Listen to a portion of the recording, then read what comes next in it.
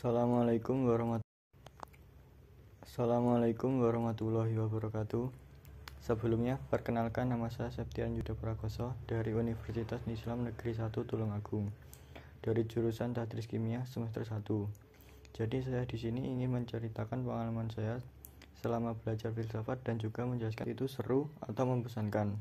Dan jika kalian sangat suka dengan sejarah, bagaimana ilmu pengetahuan pertama kali ditemukan, kalian mungkin akan sangat menyukai filsafat.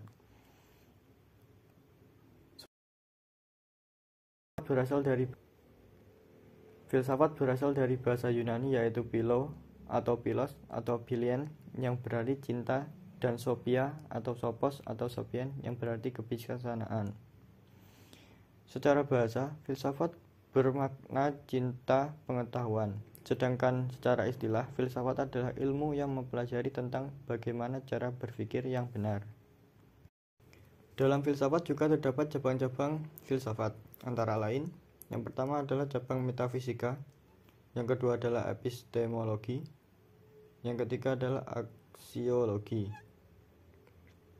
Dan ada juga cabang-cabang filsafat khusus, di antara lain adalah filsafat seni, filsafat kebudayaan, filsafat pendidikan, filsafat sejarah, filsafat bahasa, filsafat hukum, filsafat budi, filsafat politik, filsafat agama, dan filsafat kehidupan sosial. Filsafat berbeda dengan ilmu pengetahuan. Ilmu pengetahuan menyelidiki masalah dari satu bidang khusus saja, berdasarkan observasi, sementara filsafat berpikir sampai di belakang fakta yang nampak dalam ilmu pengetahuan. Jadi kesimpulannya, filsafat adalah hal yang penting dalam kehidupan, mampu menjawab segala pertanyaan dengan metode berpikir yang logis dan tidak terikat norma dan dogma. Beberapa alasan mendasar kenapa perguruan tinggi harus mengembangkan filsafat itu sebagai pengetahuan dasar yang harus dimiliki oleh mahasiswa. Sudahkah kalian mulai tertarik untuk belajar filsafat?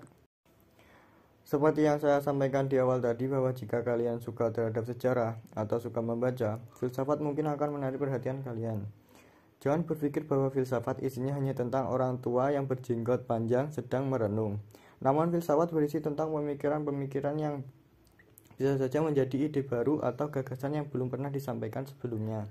Dan gagasan tersebut bisa jadi sumber awal pengetahuan. Dan siapa tahu jika kalian yang selanjutnya mencetuskan gagasan pemikiran baru di masa yang akan datang.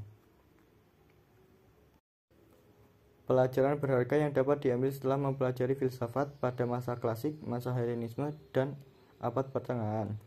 Yang dapat dipelajari adalah pemikiran manusia tidak akan berhenti pada satu zaman saja. Jika satu zaman sudah berakhir, bukan berarti sebuah gagasan akan ikut berhenti begitu saja. Namun setelah zaman sebelumnya sudah berakhir, maka akan datang zaman baru dengan gagasan dan tokoh-tokoh yang baru juga.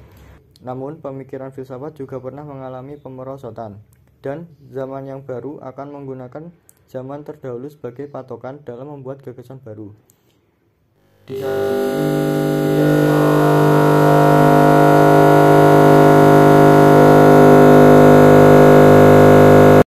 Sekian dari saya. Wassalamualaikum.